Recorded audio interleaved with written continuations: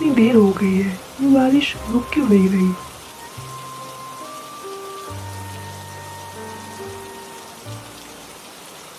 बेटा, मेरे पास पैसे नहीं हैं, पर मुझे बहुत भूख लगी है। इतने दिन से मैंने कुछ खाया नहीं। कुछ खाने को दे सकते हो? अरे जाओ जाओ, मैंने कोई धर्मशाला थोड़ी खोल रखी है। मेरे पास कुछ नहीं है।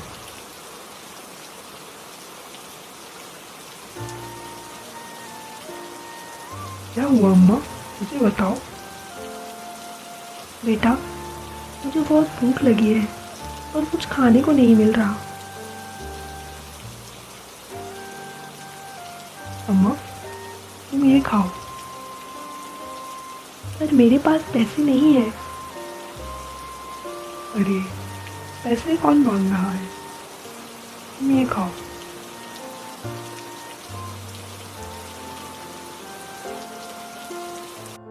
अरे बारिश भी रुक गई। चलो अम्मा, मैं चलता हूँ। ये पोटली अपने पास रखो, इसमें कुछ खाने का सामान है। भूख लगे तो खा लेना।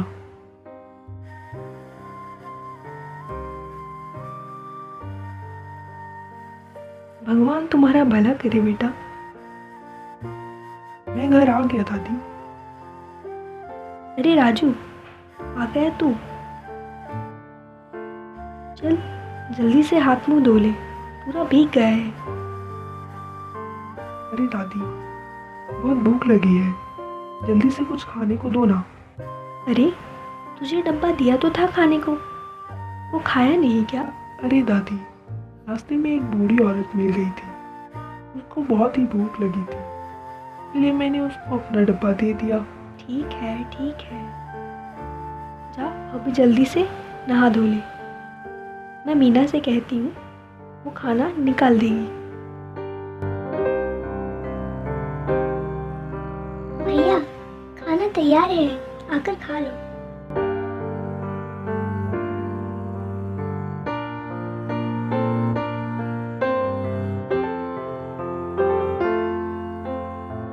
भैया, मेरे लिए चॉकलेट लाए क्या? हाँ हाँ मीना, लेकर आया हूँ। जा, मेरे बैग में है, वहाँ से ले ले।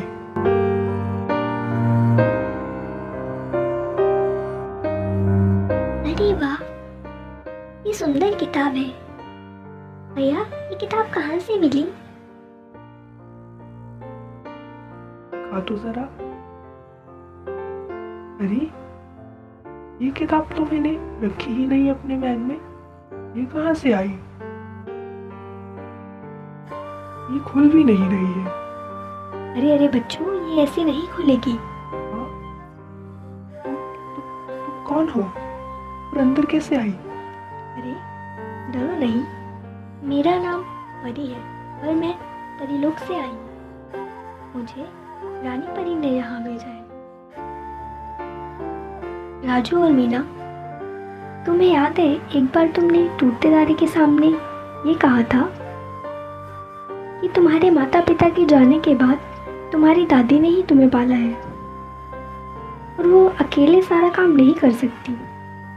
काश तुम्हारे पास कोई मदद करने वाला होता, इसीलिए मैं यहाँ आई हूँ। और ये क्या तुम्हारे लिए एक उपहार है, इसका नाम है the golden book. Golden book मतलब सुनहरी किताब? हाँ हाँ, वो भी कह सकते हैं। राजू, मीना, तुम दोनों इस किताब को नहीं खोल सकते, सिर्फ मैं ही खोल सकती हूँ। इसलिए मैं ही आज से तुम दोनों को ये किताब पढ़कर सुनाऊंगी। तुम तो यहाँ रहती भी नहीं। उसकी चिंता तुम मत करो। परी, अरे बेटा परी, कहाँ है तू? अरे तू यहाँ है बच्चों के साथ? सुनो बच्चों, मैं तुम्हें किसी से मिलवाना चाहती हूँ।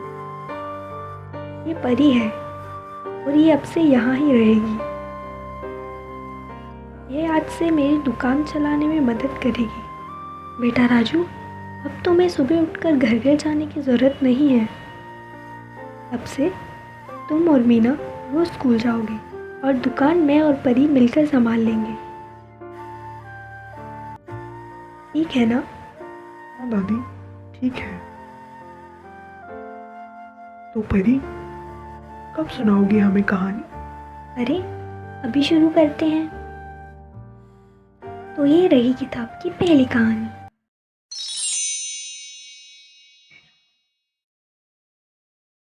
एक सावन नाम के गांव में शांति नाम की औरत अपने 3 बेटों के साथ एक छोटे से मकान में रहती थी। शांति बहुत ही गरीब थी और उसने अकेले ही अपने तीनों बेटों की परवरिश की थी। शांति खिलौने बेचकर अपना गुजारा करती थी। वो जंगल में जाकर लकड़ियां लाती और उससे ही खिलौने बनाकर फिर उन्हें बाजार में बेचने जाती थी। शांति के 3 बेटे थे, राजेश, सुरेश और महेश। राजेश सबसे बड़ा बेटा था जो बहुत ही आलसी था। सुरेश जो राजेश से छोटा था, बस बिना कोई काम और मेहनत किए वह बहुत सारा पैसा कमाना चाहता था। सबसे छोटे बेटे का नाम महेश था जो कि बहुत ही समझदार था और अपनी माँ की हर काम में मदद भी किया करता था। एक दिन शांति की तबीयत बहुत खराब हो जाती है और वो जंगल जाकर लकड़ियाँ नहीं ला पाती।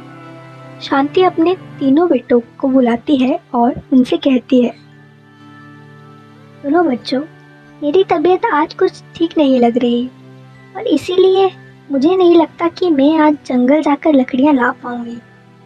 एक काम करो, तुम तीनों ही आज लकड़ियाँ ले आओ। यह सुनकर महेश कहता है, ठीक है माँ, हम जंगल जाकर लकड़ियाँ ले आएंगे। तुम अपनी तबीयत का ध्यान रखो। अब राजेश और सुरेश जाना तो नहीं चाहते थे, पर उनके पास और कोई चारा भी तो नहीं था।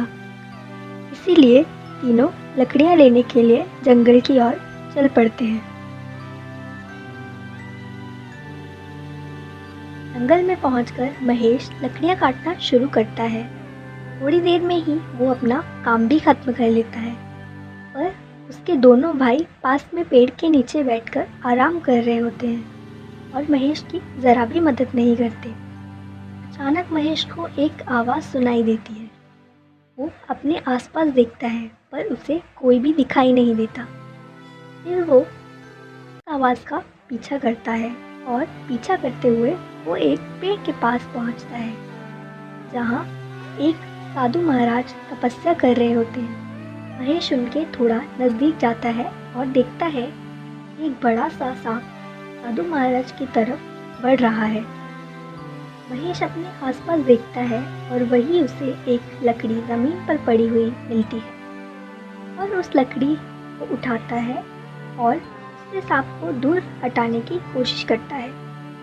कोशिश में वो सांप को हटा तो देता है पर सांप उसे डस लेता है और महेश बेहोश होकर ज़मीन पर गिर जाता है। थोड़ी देर बाद जब साधु महाराज तपस्या करके उठते हैं, वह महेश को अपने पास बेहोश पड़ा हुआ देखते हैं। वह उसके पास जाकर उसके सर पर हाथ रखते हैं, जिससे महेश को होश आ जाता है और वो उठकर खड़ा हो जाता है। उठते ही वह साधु महाराज को प्रणाम करता है। साधु महाराज महेश से कहते हैं, बेटा, तुम कौन हो और यहाँ ऐसे बेहोश क्यों पड़े थे? तभी महेश साधु महाराज को सब कहानी बताता है। तब साधु महाराज कहते हैं, बेटा महेश, मैं तुम्हारा बहुत आभारी हूँ कि तुमने मेरी रक्षा की और मेरा तप भंग नहीं होने दिया। इस मदद के बदले मैं तुम्हें कुछ देना चाहता हूँ। बताओ, तुम क्या मांगना चाहते हो? साधु महाराज, मुझे अपने लिए तो कुछ नहीं चाहिए। मेरे पास तो सब कुछ है, बस आप अपना आशीर्वाद दे दीजिए। ये सुनकर साधु महाराज थोड़ा सोचते हैं और फिर कहते हैं, महेश बेटा, मेरा आशीर्वाद तो हमेशा है तुम्हारे साथ, पर मैं तुम्हें कुछ तो देना चाहता हूँ। मैं तुम्हें एक नौका दे रहा हूँ। मुझे उम्मीद है कि वह भविष्य में तुम्हारे बहुत काम आएगी। महेश को कुछ समझ नहीं आता, पर वो साधु महाराज का धन्यवाद करके और उपहार लेके वहाँ से चला आता है। वापस आकर वो अपने दोनों भाइयों को बुलाता है और उन्हें सारी बात बताता है। उसके भाइयों को यकीन तो नहीं हो रहा था, इसीलिए वो भी साधु महाराज से मिलने के लिए जाते हैं। वो महेश की बताई हुई जगह पर पहुंचते हैं और देखते हैं कि साधु महाराज पेड़ के नीचे बैठे हुए तपस्या कर रहे हैं। वो दोनों साधु महाराज के पास जाते हैं और उन्हें प्रणाम करते हैं। साधु महाराज उनकी आवाज़ सुनकर अपनी आंखें खोलते हैं। राजेश साधु महाराज से कहता है, प्रणाम महाराज, मेरा नाम राजेश है और यह मेरा छोटा भाई सुरेश है। हम दोनों महेश के बड़े भाई हैं, जिसे अभी अभी आपने एक नौका उपहार में दी है। माफ कीजिएगा, पर मुझे यकीन नहीं होता कि आप सच में इच्छा पूरी कर सकते हैं। अगर आप सचमुच में ऐसा कर सकते हैं तो हमारी भी इच्छा पूरी कीजिए, तो ही हम मानेंगे। हाँ, बोलो, क्या इच्छा है तुम्हारी? साधु महाराज, मैं चाहता हूँ कि मेरे पास एक बहुत बड़ा घर हो, इसमें मेरी सेवा के लिए बहुत सारे नौकर हो, ताकि मुझे कोई काम न करना पड़े। साधु महाराज उनकी बातें सुनकर मुस्कुराने लगते हैं और फिर सुरेश की तरफ देखकर कहते हैं, तुम्हारी क्या इच्छा है सुरेश, कहो। महाराज, मेरी इच्छा है कि मेरे पास बहुत सारा धन हो, जो कि कभी खत्म ही ना हो, ताकि मुझे कोई मेहनत ना करनी पड़े। अब उन दोनों की बातें सुनकर साधु महाराज ये तो समझ जाते हैं कि वो दोनों एक नंबर के आलसी हैं। पर साधु महाराज कहते हैं, ठीक है, मैं तुम दोनों की इच्छा पूरी करता हूँ। तुम दोनों अपने घर पहुँचोगे तो वहाँ तुम्हारी इच्छा अनुसार सब तैयार होगा। यह सुनकर दोनों भाई बहुत खुश हो जाते हैं और भागकर घर की ओर जाते हैं। घर पहुंचकर दोनों देखते हैं कि उनके घर के पास ही तालाब के पास एक नौका पड़ी हुई है। यह नौका वही थी जो महेश को साधु महाराज ने उपहार के रूप में दी थी। अब वो दोनों थोड़ा और दूरी पर जाते हैं और देखते हैं कि उनके घर के पास ही एक बहुत बड़ा घर है। राजेश और सुरेश उस घर के अंदर जाते हैं और देखते हैं कि उस घर के अंदर बहुत सारे नौकर हैं और एक कमरे के अंदर बहुत सारा धन भी पड़ा हुआ है। अब उन दोनों की इच्छा पूरी हो गई थी और दोनों बहुत ही खुश होते हैं। दोनों भागकर अपनी माँ के पास जाते हैं और उसे सब बात बताते हैं। उनकी माँ उनकी खुशी में खुश तो हो जाती है, पर वो जानती थी कि बिना मेहनत किए ये ज़्यादा देर तक चलती नहीं। इसी दिन रात को बहुत तेज बारिश होती है। इस बारिश के कारण सब जगह पानी भर जाता है। बहुत सारे गांव के घर पानी में डूब जाते हैं। इसी में जो घर और पैसा राजेश सुरेश ने साधु महाराज से मांगा था सब पानी में बह जाता है। शांति का अपना घर भी पानी से भर जाता है। अभी सुरेश और राजेश को समझ नहीं आ रहा था कि वो इस आपत्ति से कैसे निकले। अभी महेश को साधु महाराज का उपहार याद आता है और वो अपनी माँ और भाइयों के साथ नदी के पास जाता है, जहाँ पर उसने नौका को रखा हुआ था। तभी वो सब नौका में बैठकर नदी पार कर लेते हैं और इस तरह उनकी जान बच जाती है। और इस कहानी से ये शिक्षा मिलती है कि बिना मेहनत किए हुए प्राप्त की हुई चीज़ की उम्र ज़्यादा नहीं होती। जैसे कि इस कहानी में महेश को साधु महाराज ने उपहार उनकी जान बचाने के लिए दिया था, जबकि सुरेश और राजेश ने मौका देखकर साधु महाराज से अपनी मनचाही चीज़ मांगी, जिसने उन्हें कुछ मेहनत न करनी पड़े। इसीलिए हमेशा मेहनत में विश्वास करना चाहिए।